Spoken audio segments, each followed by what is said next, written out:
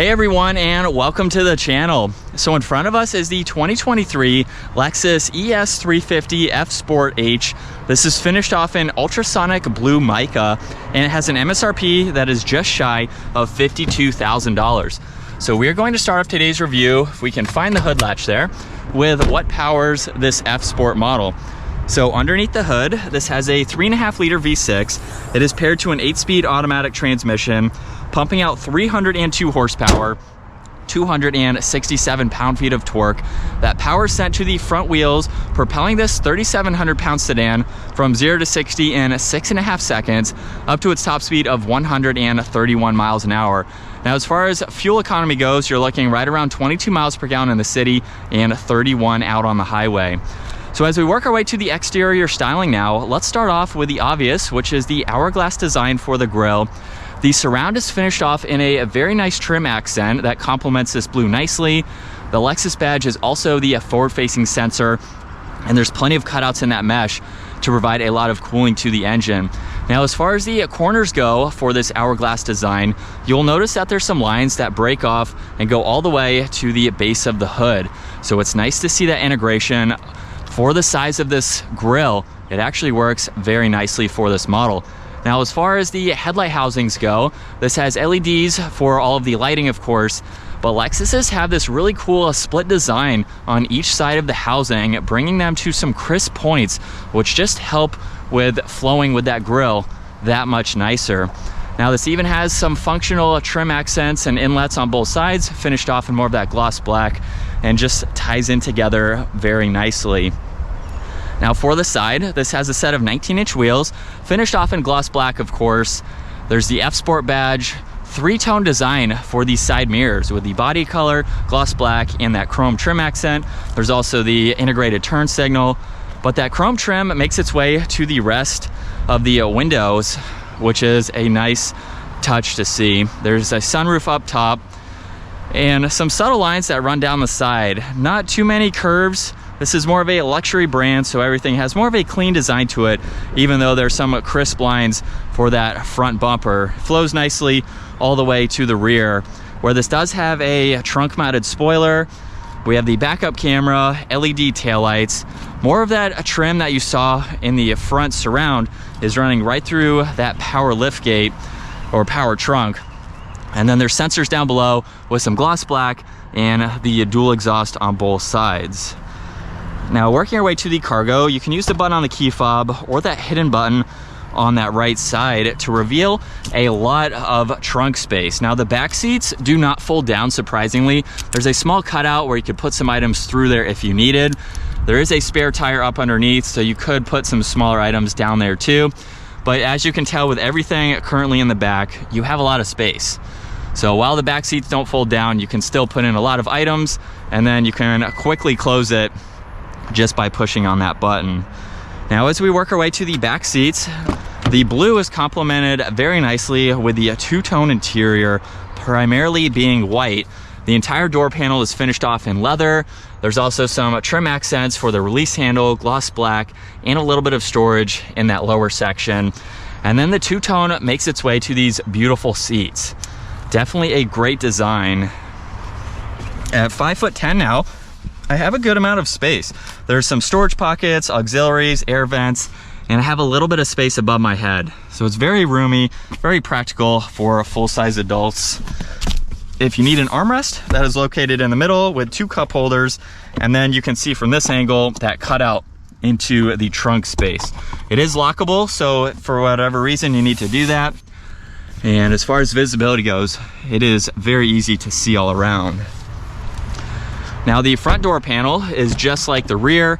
However, this does have memory seating adjustments, all the window controls, power folding side mirrors, and then some storage space in that lower section. And they have the same design as the rear, of course, with F Sport embroidered in that headrest. These are heated and ventilated. All the power adjustments are down on the side. And looking at the steering wheel now, it's completely covered in solid black leather. F Sport badge is down below. On this right side, there's all the cruise and adaptive cruise control settings, mode and tuning for the audio, distance pacing, and the lane keeping assist. On this left side, there's volume, Bluetooth, and voice commands, and all these arrows are for that gauge cluster.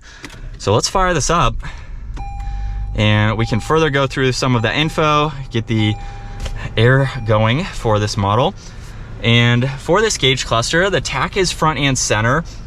You will notice that the engine temperature is on the left side. On the right side, there's the fuel level. And within that tach, there's miles per hour along with what gear you're in, and then some other vital information just underneath that. We can scroll through it by using these arrows, pull up the gear position, look at TPMS, change your miles per hour to kilometers per hour if you'd like to. There's also a blank page too. Now you can move the entire tach to the right there and bring up some more of that information over on that left side, but you can also pull up even more info like your compass, look at the audio, pull up your cruise control settings. You can look at any messages, and then there's a lot of settings to go through for all of the safety features and tech that's available for this model. So you can go through those and configure them as needed, and once you're done, you can put that back to the center. So not a whole lot of info, but it's nice for what you have. Now there's paddle shifters, which have a nice design to them. And then over on the left side of the steering wheel, there's the fuel cap and trunk release, a little bit of storage where you could place some coins, the key fob, something small like that you don't want to lose. And then there are two stalks on both sides of the gauge cluster. The one on the left side is for traction control, so you can turn that on and off. And then the one on the right side is for the different driving modes. So we have 4, Sport S, Sport S Plus, there's also Eco, and then back to the normal setting. And the tach changes too, which is pretty cool to see. Now for the infotainment system, you will see that there's a clock over on that left side. And then for the system itself, all the shortcuts are on that left side. So there's navigation, you can quickly get into music and phone, pull up some vehicle information like your climates, your comfort, and some other vitals. And then there's also the general vehicle info that you can go through. So while there's not a whole lot of info, it's pretty simple, but it gives you the tech and what you need for a daily driver. 2 air vents are just underneath that, and then all the climate adjustments. There's temperature, where you'd like the air to go, fan speed, even the heated side mirrors, and then some radio adjustments are just underneath that, along with this dual button in one. So the upper section is volume, and the back one is for tuning. So it's pretty cool to see that layout. Like I mentioned earlier, this has heated and ventilated seats along with a heated steering wheel. So you have all of those adjustments. A little bit of storage just underneath that. The e-brake is also tucked away up underneath that engine start stop button. And you even have some auxiliaries that are hidden away, so you can use those as needed, with 2 cup holders on that right side and some more of that nice brush trim that surrounds everything. Now if I put this into reverse, you will notice the backup camera with the guidelines. You do have a different angle if you'd like to do that, and then you can adjust the guidelines as needed too. Drive is all the way to the back, and over will put you into the manual setting, so you can use these paddle shifters or the shifter itself. Auto hold is just behind that. This also has a wireless charging pad. There's a lip on both sides basically, so your phone will not exit that area. And then for the center armrest, you can open it up 2 different ways, depending on who needs access to it. There's also auxiliaries down below where you can charge electronics as needed. And you have plenty more storage space in that glove box. This does have a sunroof with the manual adjusting sunshade and all of the adjustments for that. And the touch sensitive dome lights are on both sides. And a look at visibility from the driver's seat. It is super easy to see in all directions. And while we are in Sport S Plus from 2nd gear, here we go.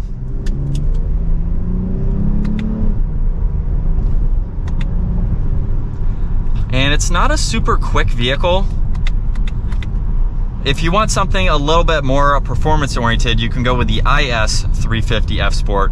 Has a little bit more power from the same 3.5 liter V6. So this one is slightly detuned from the IS version. The ES is a larger vehicle. So while we still have the F Sport package for the sedan, it's a little bit more laid back, a little bit more luxury focused in a sense. It is a larger vehicle, so it's not quite as sporty as the IS 350, but it still handles well. It is so quiet though. It's very interesting to really hear the paddles more, a little bit of the engine noise, hardly any exhaust under a mild acceleration. But it's so comfortable, so quiet to drive. And for that $50,000 mark, it's really not that expensive, relatively speaking. With the average price of a new car being almost 50 grand today, I mean, a lot of people would be able to get into this, and you're entering into a luxury brand with the Lexus name. So if you want something like this, it's not really gonna cost you that much. And I can see this being such a good daily driver with how comfortable it is, the amount of space that you do get, not a whole lot of technology from Lexus, or at least from this model. Hopefully the 24 model will have the newer screen. So it does eliminate that clock, and it gives you a larger system to go through, a little bit more features. But if you're not someone who's looking for a ton of technology, this is a perfect option. I do love the tech that's offered. So if you want technology, but you want it to be simplified, this is a good option to go with. So you don't have a million different things to go through to distract you, or things that you may not even use. So I like the simplicity of it with what is offered for this model. And I think that is going to wrap it up for the latest model for the Lexus ES 350 F Sport. Once again, a huge shout out to Hendrick Lexus Northlake for providing this luxury style sedan for me today. Check out their website. Also give this video a huge thumbs up if you enjoyed it, and consider smashing that subscribe button so you don't miss out on our daily uploads. I will see you all in the next video.